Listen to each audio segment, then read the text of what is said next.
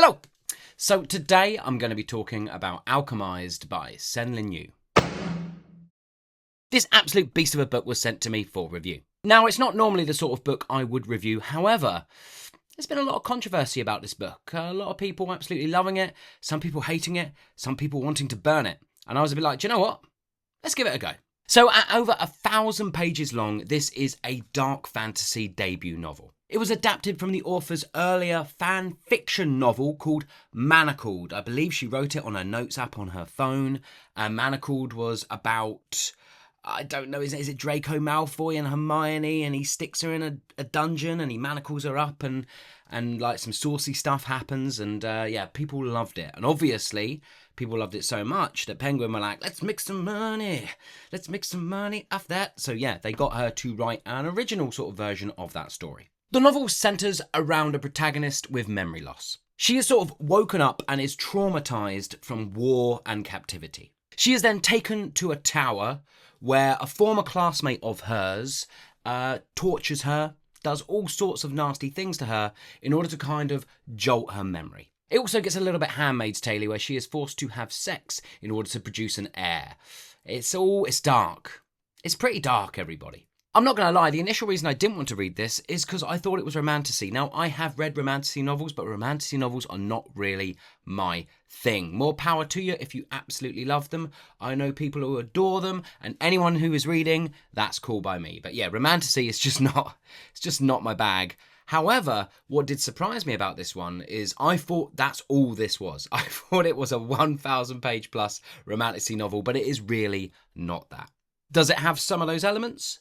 Yes, it does. But it's also dark, people. It's really, really dark. One of the themes of this novel is trauma and war. We're also looking at power, abuse, and coercion. We have memory, identity, and the ethics of love under extreme imbalance. And finally, we're looking at grief, guilt, and morality. This novel's got two key characters. First up, we have Helena Marino. She is a former healer. In the present, she's sort of woken up, she's brought back to life, she doesn't have many memories, but all she can remember is that she was a healer. And throughout this novel, we learn her sort of journey of becoming a more and more experienced healer and using sort of alchemy and metals and sort of the special gifts she has with her hands in order to sort of heal people and use the kind of magic system in this world. She has two kind of main arcs because this novel jumps around a bit, but in essence, really at the start, she is just trying to remember her past and remember how she got here. And I suppose without giving too much away, the other arc for her is to win the war. As simple as that, to help as best she can to win the war. Next up, we have Kane Ferren. He is a former sort of classmate, student. He trained where she trained, and he is her interrogator. Torturer. He keeps her in his kind of, is it a castle? His tower? His pad? He keeps her there, and yeah, he is trying by all means to really kind of figure out what secrets she is holding in her brain, and if there might be something that, unlocks the keys to them furthering. Well, I mean, they've sort of kind of won the war, but the war is still going on, but they want to kind of solidify their place, and yeah, she might have the key to doing that.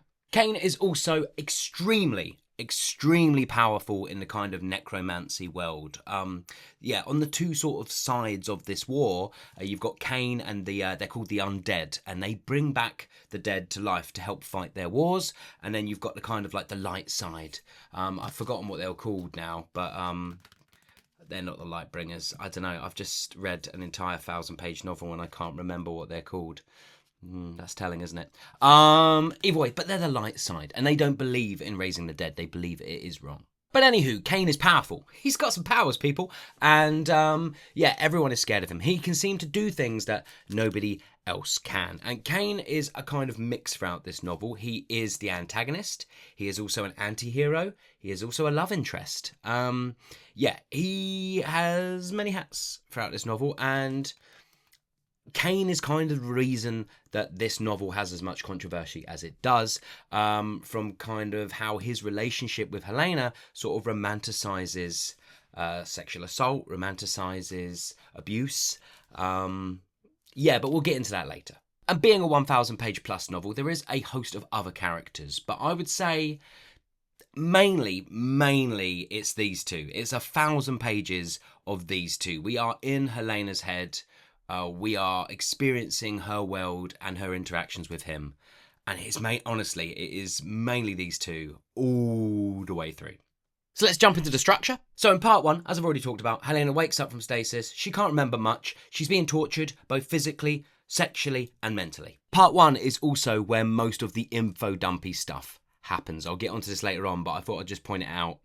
You would be well within your right to DNF this book, like, really early on in it, because it is just some of the worst and most terribly done info dumping. It's just characters just explaining stuff. I'm just going to explain stuff at you. I'm not going to use the kind of plot and the movement of the plot through the characters to allow the world building to happen. No, I'm just going to have pages and pages and pages of info dumping. But that's part 1. Part 2 is the main kind of bulk, the main sort of meat on the bones of this novel. And part 2, we jump back. We jump back to Helena and her journey through being a healer, trying to help out where she can to sort of win the war. And then all of a sudden, I'm just going to tell you, she is asked to become a spy, or I say a spy. She is asked to liaise with this man who is going to spy for them. However, he has conditions, and one of his conditions is he will only spy if he can have Helena. If Helena can, right now and after the war,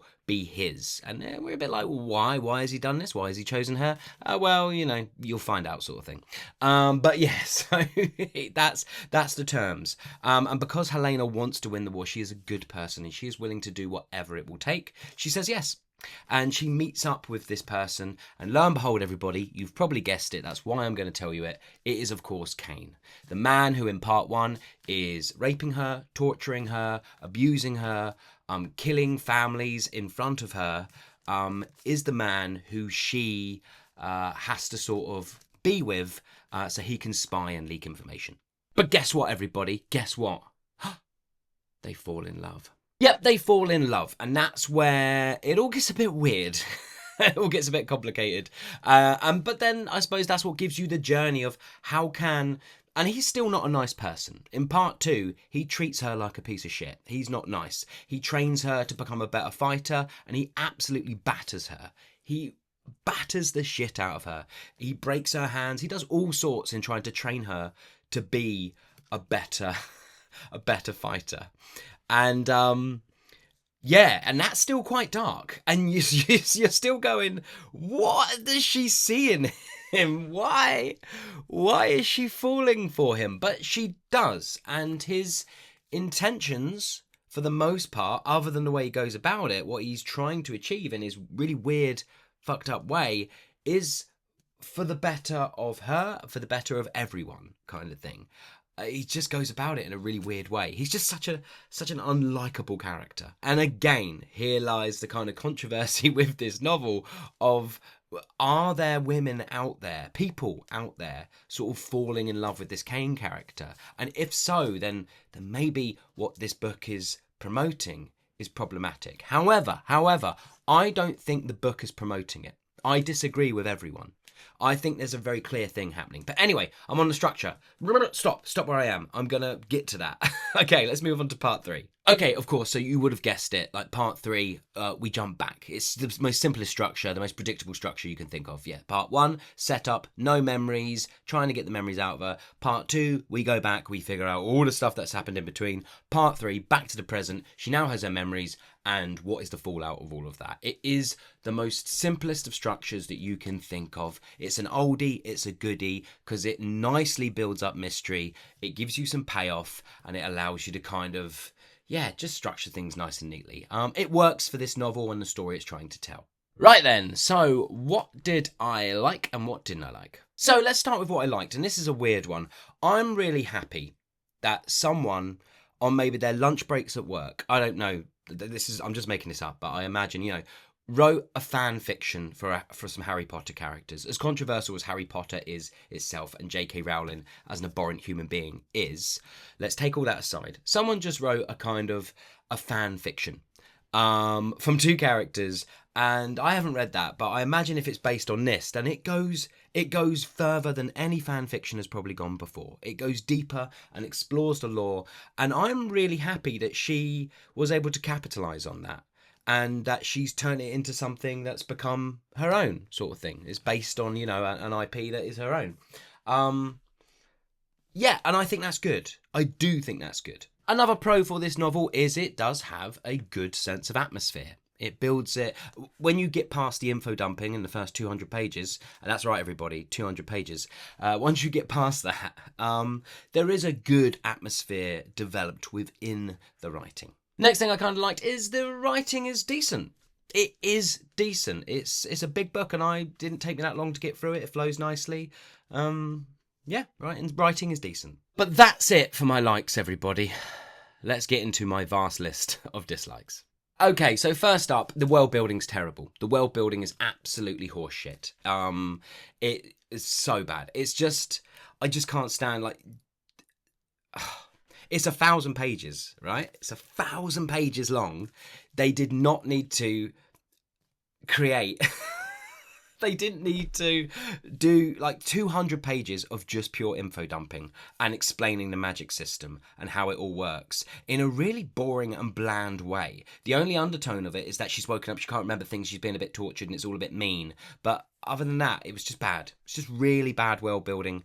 Yeah, not good. My next dislike is, of course, it needed an edit. Of course it needed an edit. It's just so repetitive. It's really repetitive.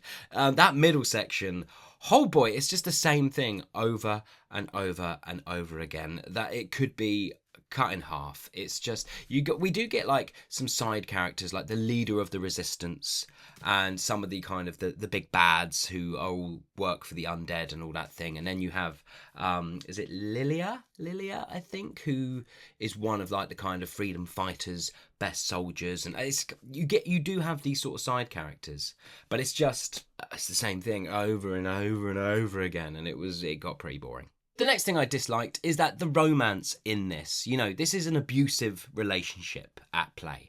Regardless of the intent of the character, it's abuse all the way through. It's dark. It's not nice. Helena is not treated well. And that there is a romance blooming here. And I just think it's not done. It's not handled the best. Again, the story justifies it. The story justifies where it's happening. As abhorrent as it is, there is justification in there, like many other stories. But yeah, it's just... It's not good. It's just not a good romance arc. I just didn't believe. It just felt horrible and wrong. The next thing I disliked is that the secondary characters get nowhere near enough time for my liking in a 1,000+ page novel. They just needed more. The next thing I didn't like is it very much jumps into the waters of shock for shock value. You know what I mean? Like, I feel like the author is going, I'm going to push this right now just to sort of shock teen girls and sort of get them crying on TikTok. It feels like a novel that was built for young women and men to just cry on TikTok about what's happening. And I just think to myself, I don't know, it feels like it's got a little bit of the mania that A Little Life had, but it's just no way near as good as that is, because A Little Life is absolutely fucking fantastic and this is not. And my final dislike is this book does not deserve to be 100+ pages. It just really doesn't. It doesn't justify its length in any way whatsoever. You do get, you know, a good amount of time. I felt immersed in this world eventually. The world building wasn't good, but once the world was kind of established, I was in it. I wouldn't have finished this novel if it didn't have, you know, something going for it in the writing and sort of... Well, I suppose the only reason I kept going is because I was intrigued by the controversy. But, yeah. Anyway, I think that's it. So my final thoughts, this novel's all right. So, I mean, I don't think it should be burnt. I don't think people should be burning it and destroying it. It is not as problematic as people are making it out. That's all I'm going to say. So yeah, 2 stars for this one. I think it's all right. It's all right. It's probably more like 1.5, but 2 stars. There you go. Have you read Alchemized, this absolute brick of a novel, where you swept up and all that? As said, this isn't the sort of normal book I would review. I was just a bit like, yeah, try something a bit different and sort of, yeah, see what all the hubbub has been about. But there you go. Do I regret reading it? No, I don't think I do. I really don't. There's novels I've read this year that I regret far more. I'm going to say something really controversial. No, I'm not. Am I? I've recently reviewed Robin Hobb's very first novel in the Farseer trilogy, and I disliked that more than this. But there's a reason for that. That was just so boring. It was so boring. Whereas this wasn't boring, but because it's quite problematic. Does that make sense? So there was stuff in here that I was like, what? Surely not. That's stupid. Or, you know, I was like, that's ridiculous. Are we really? Oh, she said that. Did she? Oh my God. Okay.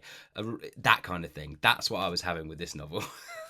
So that's why I was more engaged in this. Whereas that first Robin Hobb novel, I was just bored out of my mind. It was like watching paint dry. I just couldn't stand it. So yeah, this was more entertaining. Anyway, I've forgotten where I am. This has been a very, very rambly review. Have you read this novel? Have you read it? And if so, what did you think about it? Did you love it? Did you hate it? Please let me know in the comments below. As always, I want to say thank you for watching, and I'll see you all on the next one. Bye.